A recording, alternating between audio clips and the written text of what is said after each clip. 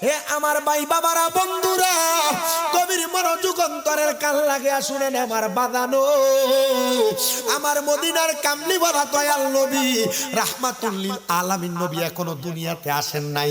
আমার নবীদের আগে 570 খ্রিস্টাব্দের আরো অনেক আগে একজন নবী ছিলেন দুনিয়ায়, যে নবীর নাম হলো হযরত ঈসা রুহুল্লাহ। যে ঈসা নবীর কোনো বাবা ছিল না। আমার আল্লাহ চাইলে বাবা ছাড়া সন্তান দুনিয়াতে জন্ম দিতে পারে কি পারে না? ভাই আল্লাহ দোহাই কোন পারে কি পারে না? আমার মদিনার কামলিওয়ালা নবী এখনো আগমন করে নাই, ঈসা নবীও আসে নাই। ঈসা নবীর মা জিনার নাম হযরত মরিয়ম আলাইহিস সালাতু ওয়াস সালাম, হযরত মরিয়ম দুনিয়াতে আসে নাই। মানে ঈসা নবীর নানি হযরত হান্না, উনি আল্লাহর দরবারে দোয়া করে, মাবুদু ও আল্লাহ, আমার একটা সন্তান নাই, আমার বয়স অনেক বেশি, 65 বছর।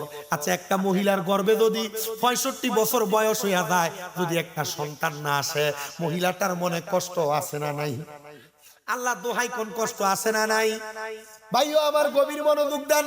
ওই হযরত ঈসা নবীর নানা যিনি ছিলেন বাইতুল মুকাদ্দাস, বর্তমানে ফিলিস্তিনের যে মসজিদ, ওই মসজিদের ইমাম সাহেব, মারহাবা জোরে কন্যা। শুধু একজন ইমাম ছিল না, বাইতুল মুকাদ্দাস মসজিদে ইমাম ছিল 5 জন। এর মধ্যে হযরত ঈসা নবীর হযরত মরিয়ম আলাইহিস সালাতু ওয়াস সালামের খালু, উনিও ছিলেন ওই বাইতুল মুকাদ্দাসের ইমাম। মনোযোগ দিয়া শুনলে আপনারা আমার ওয়াজটা বুঝতে পারবেন। হযরত ওয়াজউদ্দিন শাহর মাজারের মাহফিলে যেহেতু আসছেন, আপনাদেরকে আমি আল্লাহর ওলির একটু তালিম তরবিয়তটা বুঝাই শুনেন। আমার আল্লাহ কেমনে মা ছাড়া বাবা ছাড়া একটা সন্তান মার গর্ভে পাঠিয়ে দেয়। আমার আল্লাহ তাআলা এমন কুদরতের খেলা খেলছে। হযরত হান্না, হযরত মরিয়মের আম্মা জান, ঈসা নবীর নানি আল্লাহর দরবারে কত কান্দে কান্দে, আল্লাহ আমার একটা সন্তান দাও, আল্লাহ যদি সন্তান দাও আমি তোমার জন্য 2 রাকাত নামাজ আদায় করব। আমার আল্লাহর দরবারে বারবার কান্দে। ঈসা নবীর নানা যখন ঘরে আসছে, ঈসা নবীর নানি এবং নানা হযরত হান্না এবং তার স্বামী একজন একসাথে নামাজের মুসল্লাটা বিছাইয়া আল্লাহর দরবারে কান্দে আর ডাক দিয়া কয়, আল্লাহ তুমি যদি সন্তান না দাও, আল্লাহ দুনিয়ার জমিনে আমরা কার কাছে চাইবো? বারবার বারবার যখন দোয়া করে রে বাবা, আমার আল্লাহ এমন দোয়া কবুল করছে, এমন দোয়া কবুল করছে। হযরত ঈসা নবীর নানা এবং নানি দুইজনকে নামাজের মধ্যে তারা সেজদার মধ্যে পুরা পুরা কান্তাছে, ক্রন্দনরত অবস্থায় আমার আল্লাহ তাআলা তাদেরকে ঘুমের ঘরে স্বপ্নে দেখাইতাছে, এ হযরতে হান্না কান্না কইরো না, আমার আল্লাহ তাআলা তোমাদেরকে একটা কন্যা সন্তান দান করবে। জোরে জোরে কোন সুবহান। তুমি কাউরে দিলা 10টা সন্তান, থাকার জায়গা নাই, কাউরে কোটি টাকা দিলা, একটা সন্তান নাই, টাকা পয়সা ধন সম্পত্তি দিলা বেশি করে, কিন্তু মরার পরে কান্দে করে কবরে নামাবে কে তা? আরে রে প্রেমের খেলা খেলছো দয়াল রে, নির্দোষী রে রাখো দয়াল ববের জেলখানায়, আবার অপরাধ করিয়া কেহ ঘুরে সর্বদাই, হাকিম হইয়া হুকুম কর, পুলিশ হইয়া ধর,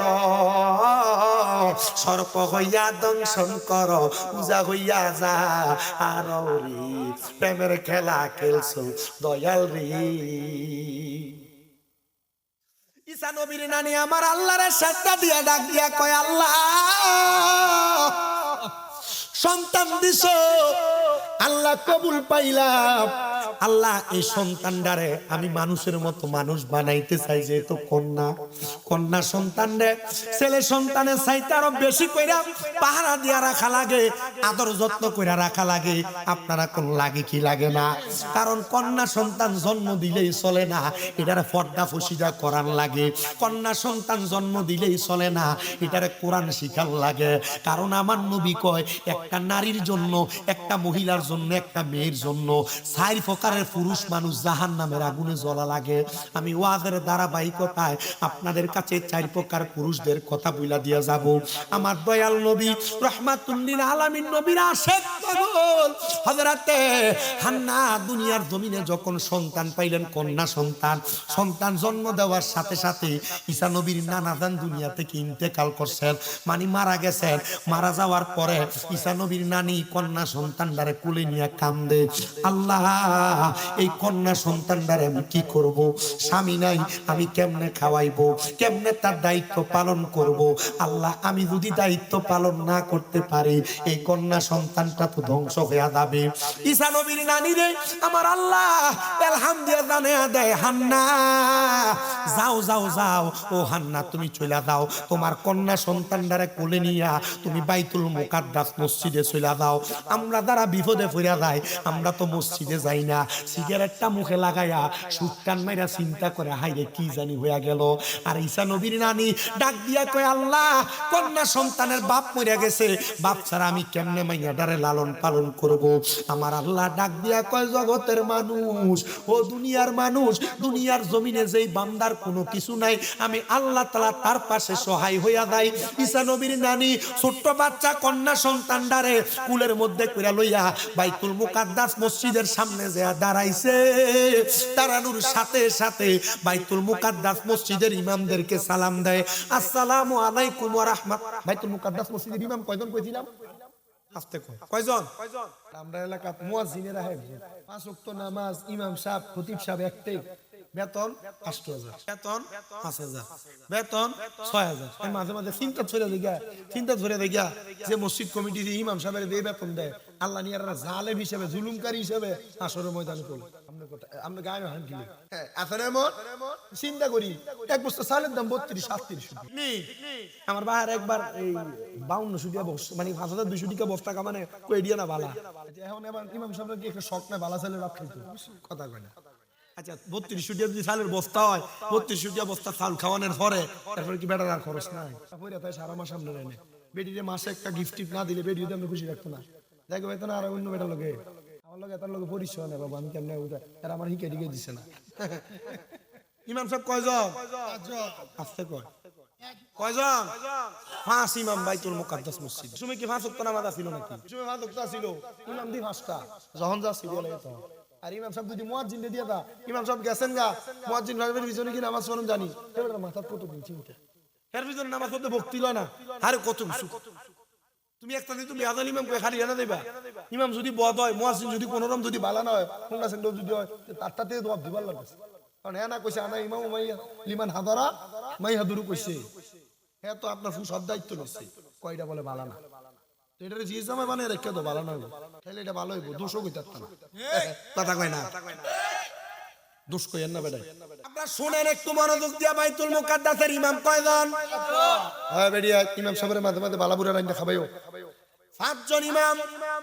তো একজন মারা গেছে, হযরত হান্নার স্বামী, হযরত মরিয়ম আলাইহিস সালামের বাবা, হযরত ঈসা আলাইহিস সালামের নানা, মারহাবা কয় না তো, ঈসা আলাইহিস সালামের আছে কয়জন? হযরত মরিয়মের মা হযরত হান্না, মরিয়ম শিশু বাচ্চা কুলের মধ্যে কইরা লইয়া যায়া ডাক দিয়া কয়, আসসালামু আলাইকুম ওয়া রাহমাতুল্লাহ। হে বাইতুল মুকাদ্দাসের ইমামেরা, আপনারা তো আমার স্বামীর সহপাঠী, আমার স্বামী মারা গেছে, আপনারা যদি চান আমার এই কন্যা সন্তানের দায়িত্ব নিবেন। মানুষ কয় বাপ ছাড়া ফুত হয় কেমনে, বাপ ছাড়া সন্তান হয় কেমনে, এটা দেওয়া যাবে না, এটারে মাইরা ফেলতে হবে, আগুনে জ্বালাইতে হবে, মাটির নিচে গর্ত কইরা দিয়া দিতে হবে। না না না, এটা কইরো না। এরা জোরাজুরি কইরা হযরত মরিয়ম আলাইহিস সালামের সন্তান ঈসা রুহুল্লাহ, যিনি ফুয়ের মাধ্যমে মায়ের গর্ভে আসছে, উনারে লইয়া যখন নিয়ে যাবে, এমন টাইমে ঈসা রুহুল্লাহ জবাব দিছে, এ মানুষ, আমি দুনিয়ার কোন মানুষের অপকর্মের ফল না, আমি আমার স্বয়ং আল্লাহ তাআলার ফেরেশতার ফুৎকারের মাধ্যমে আমি আমার মায়ের গর্ভে এসে, আমার ইহুদিরা কয় আল্লাহর ফুৎ, আউযুবিল্লাহ কয় না, লাম ইয়ালিদ ওয়া লাম, জোরে কয় না, লাম ইয়ালিদ ওয়া লাম। কোরআনুল কারীমের সূরা ইখলাস, আল্লাহ কয় আমি কারো থেকে জন্ম নেই না, কাউকে জন্ম দেই না, তাহলে আল্লাহর ফুত হয় নাকি? আল্লাহ আয়াত নাযিল করে দিয়েছে, ইহুদিরা জবাব দেয়, হালকা জবাব, একটার পর একটা জবাব, একটার পর একটা জবাব, একটার পর একটা জবাব। ইহুদিরা কয় আল্লাহর ফুত না, আল্লাহর ফুত হইলে আমরার বাপ দাদা ধর্মের এটা মজাইবো, এটা এলাকা রাখা যাবে না। সবাই কয় তাড়াতাড়ি হযরত মরিয়ম এটার এলাকার বাহিরে নিয়ে রাখো। হযরত মরিয়ম কান্দে, আল্লাহ গো সন্তান জন্ম দিলা তারা মারবে না, কিন্তু এলাকার বাহিরে রাখতে বলে। আল্লাহ আমার সন্তানকে কই রাখবো? আমার আল্লাহ তাআলা জানায়া দেয় মরিয়ম রাইখাই দেখো না, আমি আল্লাহ সবার রিজিকের ফয়সালা করি। আল্লাহ না খায়া সন্তান মারা যাবে, হযরত মরিয়ম কোলে কইরা নিয়া পুরো এলাকার বাহিরে যায়া বাইতুল মুকাদ্দাসের একবারে শেষ অংশের ভিতরে মহান আল্লাহ তাআলা ওই পাহাড়টার জিয়ারতে আমারে নিয়ে গেছে আপনাদের দোয়ার বরকতে। যদি আল্লাহ তৌফিক দেয় সারা বিশ্বের মধ্যে যত জায়গায় যত নবী রাসূলের মাজার আছে, আমার নিয়ত হইল আমি মরার আগে একবার একবার করে প্রত্যেকটা মাজার জিয়ারত করতাম, জানেননি? কারণ এটার মাধ্যমে বরকত হয়। আল্লাহ তাআলা সিনার মধ্যে মরার ভয় ঢুকাইয়া দেয়। শুধু তাই না, কলব শান্তি হয়, রুহু ঠান্ডা হয়। মক্কাতুল মুকাররমা মদিনাতুল মুনাওয়ারার আশেপাশে বহু জায়গার মধ্যে নবীর অসংখ্য সাহাবায়ে কেরামের মাকবারা আমি নিজে আমার হাতগুলা দিয়া জিয়ারত করেছি। অনেক জায়গার মাটিগুলা লই আমি আমার চোখে মুখের মধ্যে লাগাইছি। বলে হুজুর চোখে লাগাইলে লাভ কি? এই মাটি তো সেই মাটি না। আমি জানি রে এই মাটি সেই মাটি না। আমি বিশ্বাস করি কোন দুলাবালির মধ্যে যদি আমার নবীর কদম মুবারক কোন সময় একবার লাইগা থাকে, নবীর কোন সাহাবীদের কদম মুবারক লাইগা থাকে, নবীর কোন সাহাবীদের হাতের স্পর্শ লাইগা থাকে, আমি এটা বুকে লাগানোর কারণে আল্লাহ তাআলা চাইলে আমার এই মাটির কারণে কবরের আযাব মাফ করতে পারে কি পারে না? জোরে কন্যা পারে কি পারে? ওরে সে মাটি তো মাটি নয়, শোনো তাহার পরিচয় বলেন। সে মাটি তো মাটি, শোনো তাহার পরিচয়। মাটি পাগল হয়ে থাকে রে আমার নবীজির চরণে রে। মাটি পাগল হয়ে নবীজির চরণে রে, আমার নবীর কারণে বলো আমার ও মদিনার মাটি রে, তুই যে বড় খাঁটি রে। আহা ও মদিনার তুই যে বড় খাঁটি রে, আমার নবীর কারণে বলে না আমার।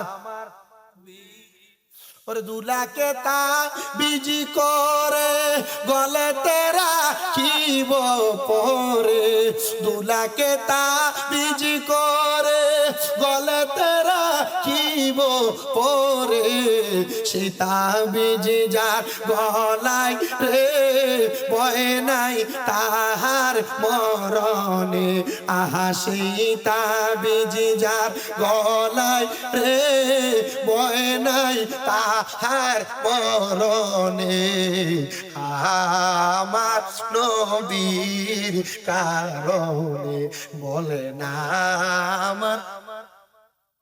আরে ও মদিনার মাটি রে, তুই যে বড় খাঁটি রে।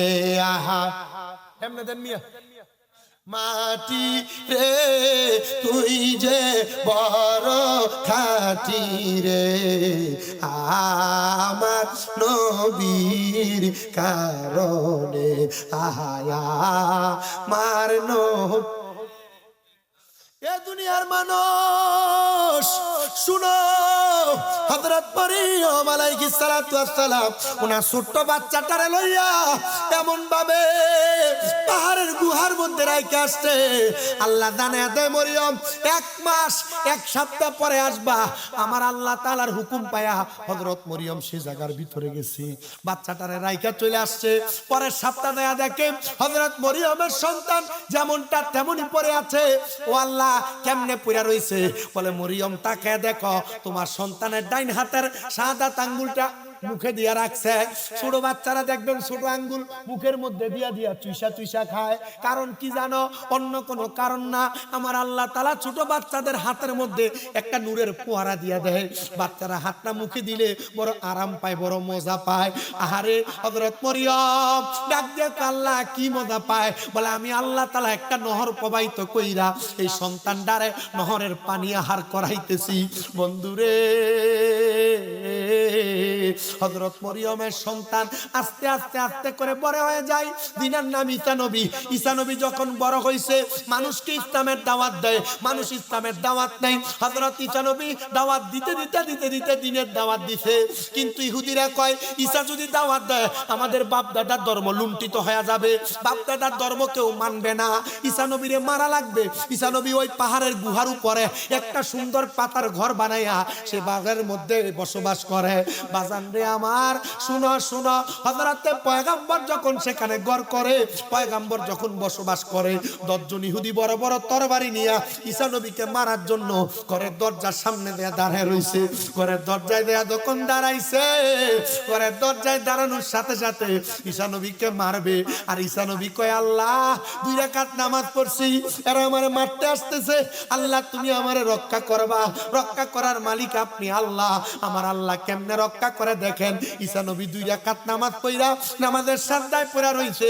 আর আমার আল্লাহ কয়, জিবরাইল যাও যাও যাও, আমার বন্ধু ঈসা রুহুল্লাহ রে একটা ফাতায়া আসমানের মধ্যে, উপরে 3 আসমান নিচে 3 আসমান রাইখা 4র্থ আসমানের ভিতরে আমার পয়গম্বর ঈসা নবীরে তুমি রাইখা দাও। আমার আল্লাহ তাআলার আদেশ মোতাবেক পয়গম্বর ঈসা নবীরে 4র্থ আসমানে এখনো পর্যন্ত জীবিত অবস্থায় রাখছে। বলে হুজুর কারণ কি? অন্য কোন কারণ না, কিয়ামত হওয়ার আগে ওই ঈসা নবী, আমরা যেই নবীর উম্মত, ওই নবীর উম্মত হইয়া দুনিয়াতে আগমন করবে। সুবহানাল্লাহ, আর জোরে কয় না সুবহানাল্লাহ। শুধু এই কথা না, এই কথা না রে বাবা, ঈসা নবীরে নেওয়ার পরে ওই 10 জনের একজন ঈসা নবীকে আঘাত করার জন্য, হত্যা করার জন্য ঘরে ঢুকছে। আল্লাহ তাআলা হিকমত করে তার চেহারাটারে ঈসা নবীর মতো বানায়া দিছে। সে বাহির হওয়ার সাথে সাথে তাদের দলের 9 জন মিলা ওই লোকটারে যখন মারছে, তারা দেখে ঈসা নবীর মনে কইরা দারে মারলাম, উনি তো ঈসা নবী না, উনি তো আমাদেরই লোক, তারা মারছে। তারা ঈসা নবীরে খুঁজা পায় না। আর এর মধ্য দিয়া আমি খবর লইয়া দেখলাম রে, আমাদেরকে যখন কুমিল্লা আলিয়া মাদ্রাসায় বুখারীর দরজ দেয়, আমাদের উস্তাদেরা আমাদের কাছে কত সুন্দর বর্ণনা করছে। ওই সময় আসমান এবং জমিনের মাঝে একটা তর্ক হয়েছিল। আসমান ডাক দিয়া কই, জমিন আমার আল্লাহ তোমারে বানাইছে, আমারে বানাইছে, তবে জানুনি আমার আল্লাহ আমি আসমানরে বড় সম্মানিত করছে, বড় মর্যাদাবান বানাইছে। বলে কেমন মর্যাদা দিছে?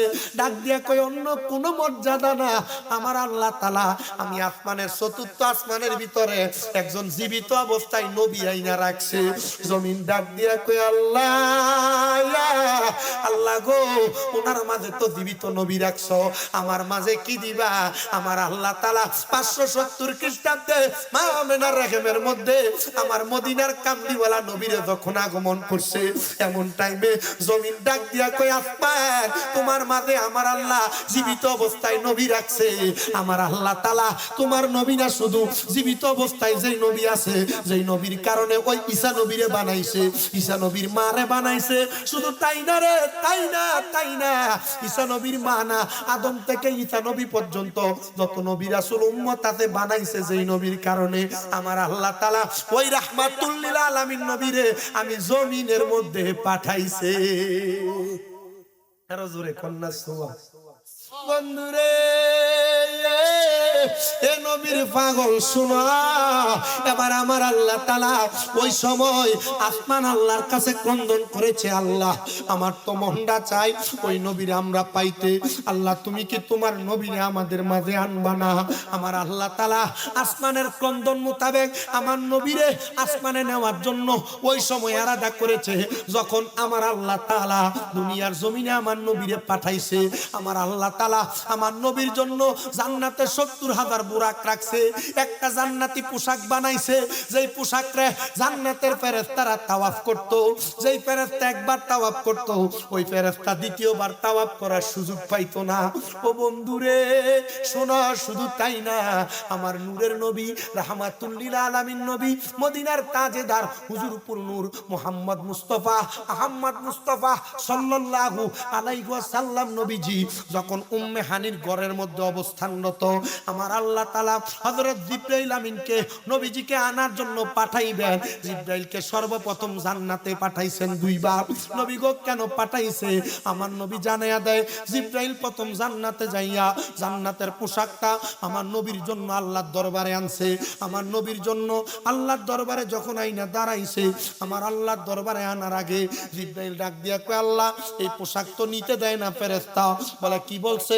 বলে ফেরেশতা বলছে এই পোশাক জান্নাত থেকে যদি নিয়ে যাইবা, আল্লাহ ওই নবীর এই পোশাকের মালিক রে, ওই নবীরে একবার হইলো ফেরেশতাদেরকে দেখাইতে হবে। আমার আল্লাহ কইছে ঠিক আছে, আমার নবীদের তো আসমানে আইবো, আমার নবীরে আমি আল্লাহ তাআলা জান্নাত দেখাইবো। আল্লাহ কেমন জান্নাত দেখাইছে জানো, শোনো মানো। বলে কেমন জান্নাত? আমার নবী ডাক দিয়া কয়, বারাকনা হাওলাহু লিনুরিয়াহু মিন আয়াতিনা। আমার আল্লাহ তাআলা একটা নিদর্শন না, আমার নবীরে দুইটা নিদর্শন দেখাইছে। জান্নাতও দেখাইছে, জাহান্নামও দেখাইছে। নবী আমার কান্দে আর ডাক দিয়া কয়, আল্লাহ ও আল্লাহ গো, আপনি তো দেখাইবেন সত্য কথা। জিবরাইল আমিন দুনিয়াতে আগমন করবে। আগমন করার পূর্ববর্তী সময় আমার দয়াল নবী রাহমাতুল লিল আলামিন নবীর জন্য বুরাক আনার জন্য পাঠাইছেন জান্নাতে। অসংখ্য বুরাক, সব বুরাক হাসি তামাশা, সব বুরাক তাদের মতো খাওয়া দাওয়ায় ব্যস্ত। কিন্তু একটা বুরাক জান্নাতের কন্যারে দাঁড়ায়া দাঁড়ায়া কান্দে। কান্দ কেন বুরাক? বলে আমার আল্লাহ যখন এই বুরাক জাতিরে বানাইছে তখন বলছে কি জানো? বলে কি বলছে? বলে আমার আল্লাহ বলছে এই বুরাকের মধ্য থেকে একটা বুরাকের উপরে আখিরি নবী মুহাম্মদুর রাসূলুল্লাহ উঠবে। জোরে কোন সুবহানাল্লাহ। আমি এই জন্য কান্দি, আমার আল্লাহ যেন আমার উপরে বুরাক উঠায়। আমার আল্লাহ তাআলার কাছে জিবরাইল একবারে দুর্বল একটা বুরাক নিয়ে গেছে। আল্লাহ এই বুরাকটা তোমার নবীর জন্য কান্দে, খাইতে না খাইতে পেটের মধ্যে ক্ষুধা থাকতে থাকতে দুর্বল হয়ে গেছে। আল্লাহ কয় যা, যেটা আমার বন্ধুর পাগল আমি আমার বন্ধুর জন্যই। আচ্ছা আপনারা বলেন তো খেওরা হযরতে ফকির ওয়াজউদ্দিন শাহ রাহমাতুল্লাহ আলাইহির ৯৪তম মাহফিলের ভাই বাবারা, আমরা নবীর পাগল হইয়া যদি দুনিয়ার জমিনের মধ্যে থাইকা নবী নবী করতে পারি, ওই বোরাক নবী নবী করার কারণে নবীরে পিঠে পাইছে। আমরা নবী নবী করার কারণে মরার সময় আমরাও নবী পাইতে চাই কি চাই না? আর আমার আল্লাহ চাইলে নবী নবী করার কারণে ওই নবীর দিদার দিতে পারে কি পারে না? বাজান রে আমার, শোনা শোনা শোনা, বোরাকটা লইয়া ফেরেশতা লইয়া জিবরাইল আমিন আমার নবীর দরবারে ঘরের দরজায় দাঁড়ায়া আমার নবীজির দরের মধ্যে যখন প্রবেশ করবে, আমার নবীজি হযরত উম্মে হানির ঘরের মধ্যে অবস্থান করে। উম্মে হানির ঘরে আমার নবী ঘুমায়। জিবরাইল ডাক দেয় না। বলে কেন ডাক দেও না? বলে আমার লজ্জা লাগে, আমার শরম লাগে, ডর লাগে। আমি নবীরে ঘুমের মধ্যে কেমনে ডিস্টার্ব দিব? আমার নবীজির পা মুবারকের তালু মুবারকের মধ্যে জিবরাইল জিহ্বাটা লাগিয়ে দিছে। আমার নবী ঠান্ডা অনুভব কইরা যখন উঠছে, ডাক দিয়া কই, আখি জিবরাইল, হে ভাই জিবরাইল, তুমি আমার ঘরের দরজার মধ্যে এই টাইমে কেন? আল্লাহ পাঠাইছে আপনারে মেরাজ করানোর জন্য, আল্লাহর বাড়িতে নেওয়ার জন্য। নবী গো চলেন না। আমার নবী কয়, জিবরাইল আমার আল্লাহ দে আমি নবীরে মেরাজে লইয়া যাইব। আমার আল্লাহ তাআলা আমার উম্মতের কোনো ফয়সালা করছেনি? আমার নূরের নবী রাহমাতুল লিল আলামিন নবী, মদিনার তাজদার হুজুর পুর নূর সাল্লাল্লাহু আলাইহি ওয়াসাল্লাম নবীজি সাজদার মধ্যে 2 রাকাত নামাজ পড়া কানছে। বহু মসজিদের ভিতরে মেরাজের রাতে তালা মারা ছিল, মেরাজের কোনো নামাজ নেই। এক বেয়াদবেরে দেখলাম ফেসবুকে স্ট্যাটাস দিছে, মেরাজের রজনী আর ফরকিয়ার রজনী সমান। নবী বলে উম্মে হানির ঘরের ভিতরে বলে পরকীয়ায় লিপ্ত ছিল। নাউজুবিল্লাহ কইবেন না? আমি আমার এই মিডিয়ার মাধ্যমে আমি বাংলাদেশের প্রশাসন সহ বাংলাদেশের যিনারা উদ্যতন কর্মকর্তা আছে, বিশেষ করে ডক্টর মোহাম্মদ ইউনূসের কাছে আমি বারবার এই মেরাজের পরবর্তী ওয়াজে কয়েক জায়গার ভিতরে আমি আবেদন জানাইছি, হ্যাঁ ডক্টর মোহাম্মদ ইউনূস সাহেব, বাংলাদেশের ভিতরে থাইকা আখিরি নবী মুহাম্মদুর রাসূলুল্লাহর ব্যাপারে এমন বাজে মন্তব্য করবে, সুন্নি মুসলমান এটা মাইনা নিতে পারবে না। আমি তখন থেকে বারবার বলছি, যে ব্যক্তি বলছে নবীজির মেরাজের রজনীকে পরকীয়ার রজনী, আম্মাজান হযরতে উম্মে হানির ঘরে নবীজি অবস্থান করছে, এটাকে পরকীয়ার সাথে তুলনা করছে, যেই মৌলবী করছে এটা পাক্কা কাফের, বেঈমান, মুরতাদ, মুরশিদ। ডান হাত তুলে বলেন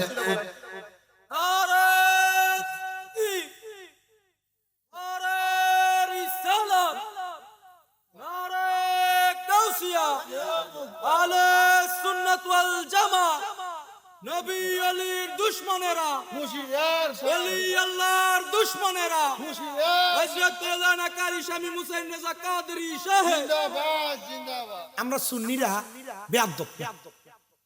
আমরা সুন্নিরা কি না, নবীর প্রেমে ঈমানটা আমরা ঠিক আছে, তবে একটু নামাজ কম পড়ে।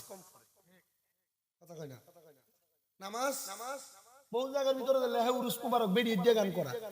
কথা কয় না, ইটা সুন্নির লগে আমরা সুন্নিরা কোন সম্পর্ক, কথা কয় না, ইটা সুন্নির লগে আমরা সুন্নিরা কোন সম্পর্ক, পিছন দিয়ে লেহে কিতা উরুস মুবারক বেরিয়ে দিয়ে গান বাজনা করে, এটা বন্ধ। কথা কয় না, এটা কিতা, এটার লগে সুন্নিরা আমরা যারা খাস সুন্নি আমরা কোন মিল আছে নাকি? না, কারণ আমরা আহলে সুন্নাত ওয়াল জামাত উরুস মুবারক বলতে শুধু গান বাজনা বুঝি না, বেডিয়েত নাচানি বুঝি না, আমরা উরুস মুবারক বলতে কোরআন সুন্নাহর বাগান বুঝি, মাহফিল বুঝি, ওয়াজ বুঝি। যারা গান বাজনা করে এরা বন্ধ, এরার লগে আমাদের কোনো সম্পর্ক। আল্লাহ মেরাজে নিছেন, নবীজি মেরাজ থেকে নামাজ আনছেন। আহা, কত ফজিলতপূর্ণ বাণী। তো ওই নবী রাহমাতুল লিল আলামিন নবীর আশিক হযরত গৌসে পাক আব্দুল কাদের আল গিলানী রাদিয়াল্লাহু তাআলা, গৌসে পাকের দরবারে সূরের ঘটনা সবাই জানেন, জানেন না? কিন্তু গৌসে পাকের দরবারে আরেকটা সূরা ছিল, যে সূরটা মুরিদ হইতো, চুরি করতেয়া মুরিদ করানোর মতো হিসাব হয়ে গেছে। হুজুর গৌসে পাকের দরবারে আয়া ঢুকছে, গৌসে পাক ওযু করতে গেছে।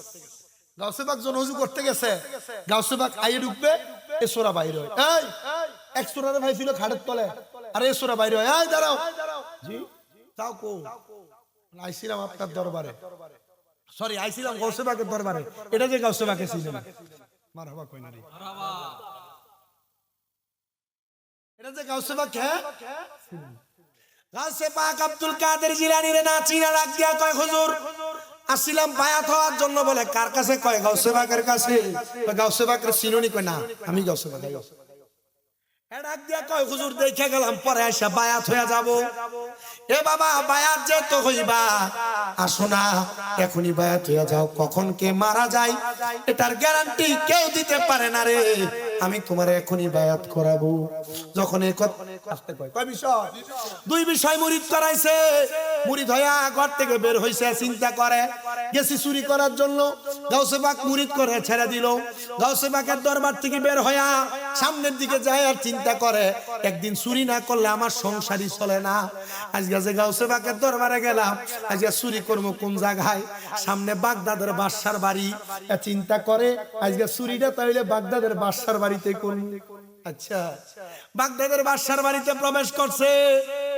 দারোয়ান জিজ্ঞাসা করে, হুজুর জান কই? বলে বাগদাদের বাদশার বাড়িতে প্রবেশ করি। দারোয়ান এই কথা শুই না সাথে সাথে ছেড়ে দিতে। কয় কিরে দারোয়ান, কেন কোনো কথা বলে না? এই কথা প্রশ্ন করে আবার দারোয়ান ডাক দে, হুজুর জান কই? বলে বাদশার বাড়িতে যাই। আবার জিগায় জান কই? রাগান্বিত হইয়া কয় তোমার বাদশার বাড়িতে চুরি করার জন্য যাই। দারোয়ান কয়, এত লম্বা পাঞ্জাবিওয়ালা টুপিওয়ালা এই ব্যক্তি চুরি করতে পারে না, মনে হয় বাদশার কোনো দুস্থ হবে, মস্কারি করে। যান আপনি যান, অসুবিধা নাই। আমার হুজুর বড় পীর গাউসে পাকের দরবারে মুরিদ হইয়া পাঞ্জাবি লাগাইছে, গাউসে পাকের টুপি লাগাইছে, গাউসে পাকের প্রবেশ করতেছে। গাউসে পাকের দরবার থেকে তখন বাগদাদের বাদশার বাড়িতে প্রবেশ করে। প্রবেশ করে ঢুইকা পুরা বাড়ির ভিতরে যত মণিমুক্তা জহরত আছে একটা গাঠুরির ভিতরে পুরাইয়া বের হবে, এমন টাইমে চারিদিকে আযান দেয়, আশহাদু আন্না মুহাম্মাদার রাসূলুল্লাহ, আসসালাতু খায়রুম মিনান নাওম। চিন্তা করলো, এখন যদি বাইরে মানুষ মসজিদে যাইবো, বাইরে হন যাইতো না, সুর করে ফিরাইবো। গাউসে পাকের এই বাদশার বাড়িতে অবস্থান করতেছে। এমন টাইমে বাদশা নামাজ পড়তে উঠছে নি, ওইটা দেখ ঘরের সব দরজা খোলা, বাদশা করে পাগল হয়ে গেছে গাড়ি।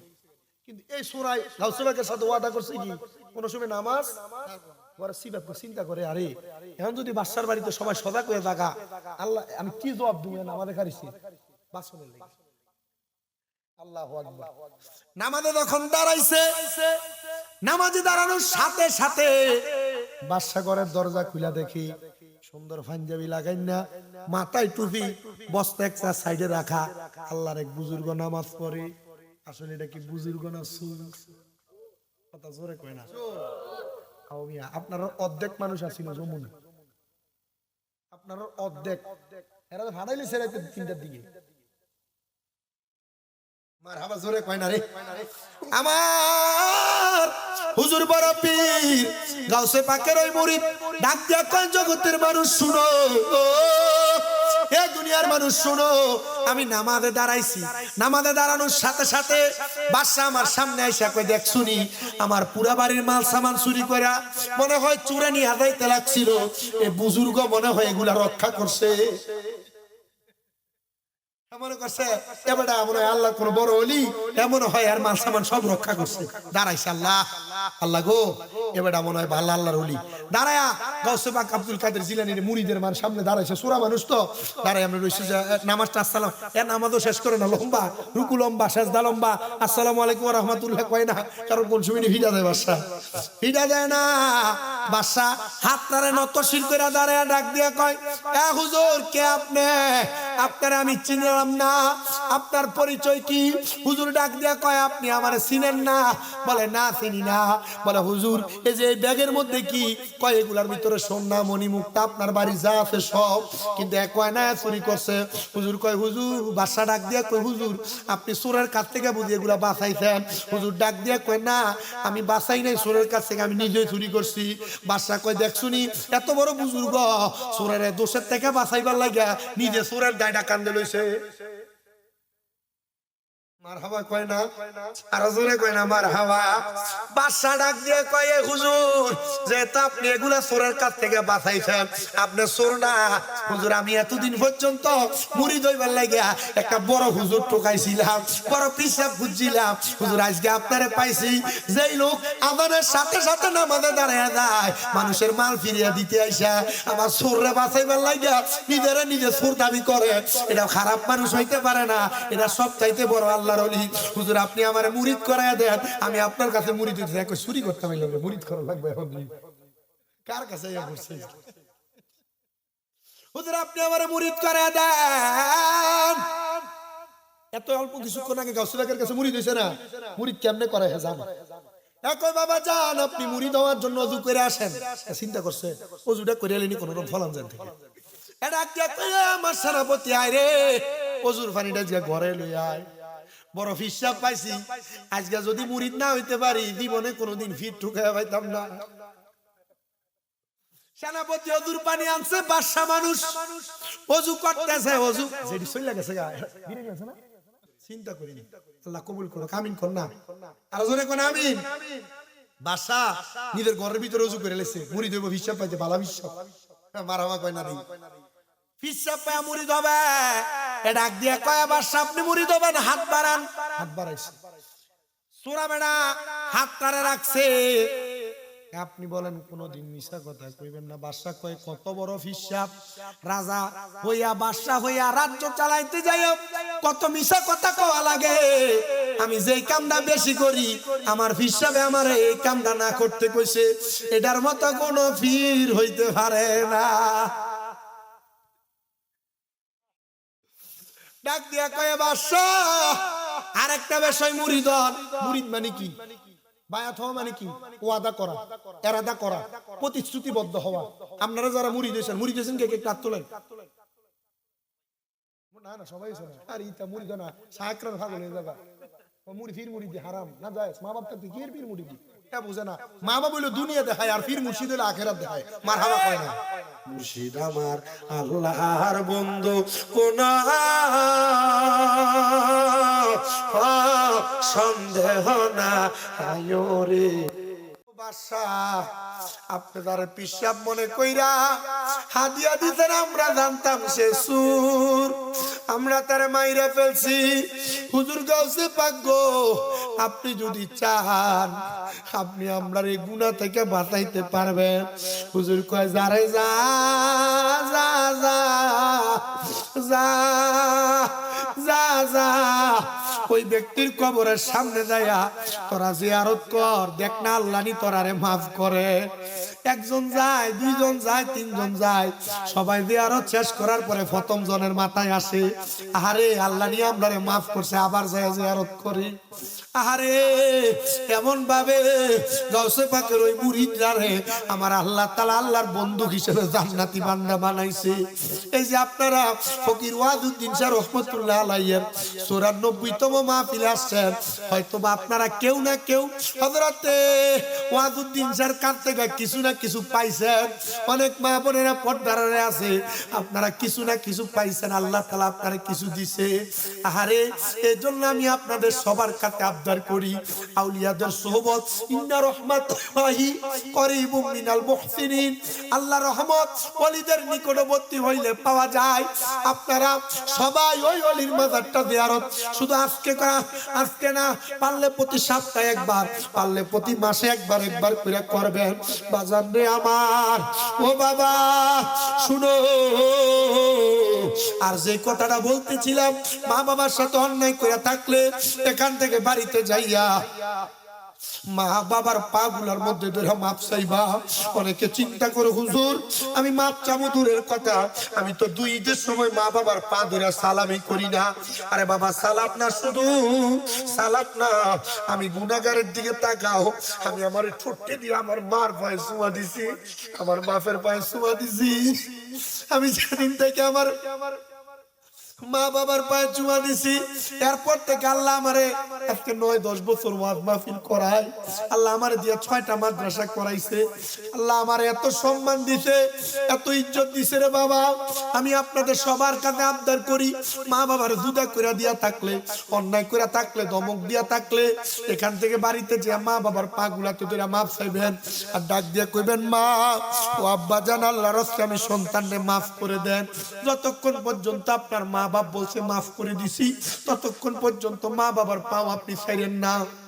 আজকের মাহফিল কবুল হবে কিনা এটার গ্যারান্টি কেউ দিতে পারবে না, তবে আমি একটা গ্যারান্টি দিয়া যাই, যদি আগামী কালকে শুনো খেওড়ার কোন দোকানে বসে কোনো মুরব্বি কয়, হ্যাঁ আমার ফুতে কোনোদিন আমার লগে কোনো অন্যায় করে নাই, তবু আমার পায়ে ধরে মাপ চাইছে, মা বাবার পায়ে ধরলে দাম কমে না, ইজ্জত কমে না, সম্মান কমে না, আল্লাহ ইজ্জত বাড়ায়, সম্মান বাড়ায়। সন্তান রে, মা বাবার পায়ে ধরে মাপ চাইও, মা বাবার পায়ে ধরে মাপ চাইও। অনেকে চিন্তা করে, হুজুর যাদের বাড়িতে আব্বা আছে তারা বাড়িতে যা বাবার পায়ে ধরে মাপ চাইবে, হুজুর যাদের বাড়িতে মা আছে তারা বাড়িতে যাইয়া মার পায়ে ধরে মাপ চাইবে। আমার তো আব্বা নাই, আমি কার পায়ে ধরে মাপ চাইবো? হুজুর আমার তো আম্মা নাই, আমি কার পায়ে ধরে মাপ চাইবো? এই সন্তানের দল, আব্বা নাই, আম্মা নাই, মাপ চাওয়ার মতো কোনো সুযোগ নাই। আখিরি মুনাজাতে তোমার আব্বার জন্য, আম্মার জন্য দোয়া করা হবে। আল্লাহর নবী কয়, কোন সন্তানের মা মারা যাওয়ার পরে, বাবা মারা যাওয়ার পরে যদি রব্বির হামহুমা কামা রব্বায়ানি সগীরা বইলা দোয়া করে, ওই দোয়াটা কইরা চোখের মনি কোটাতে একটা মাছির মাথা পরিমাণ পানি ছাইরা দেয়, ওই পানি মাটিতে পড়ার আগে আমার আল্লাহ তার মা বাবার জীবনের গুনাহ মাফ করে দেয়। কেওড়া এলাকার বাবারা, অনেকের মা কবরে, বাবা কবরে, মা বাপ যদি বাইচা থাকতে একবার চিন্তা করে দেখো, যদি মা বাপরে প্রতি মাসে ভাত খাওয়াইতা, 2000 করে যদি মা বাবার পেছনে খরচ করতা, তাহলে 12 মাসে 24,000 টাকা লাগতো। আম্মা আব্বা যদি বাইচা থাকতো, যদি তুমি সন্তান আব্বার 1000 টাকা করে হাত খরচ দিতা, 12 মাসে 12,000 টাকা লাগতো। আমি বেশি মানুষ চাই না, একটা মানুষ নিয়ে আসো, হাতটা তুলা কইবা, হুজুর আমার মা নাই, আমার বাবা নাই, আম্মা আব্বা বাইচা থাকলে আমি খাওয়াইলে 1 বছরে 20-30,000 লাগতো। আমি 20,000 টাকা আল্লাহর ওয়াস্তে এই মাজারের মাহফিলের জন্য আগামী বছর দান করব। একজন সন্তান 20,000 টাকা দিবে, মা বাপ থাকলে খাওয়াইতে খরচ করতা, বলে হুজুর 20,000 পারবো না, আমি 10,000 টাকা দান করব। এমন একজন সন্তান চাই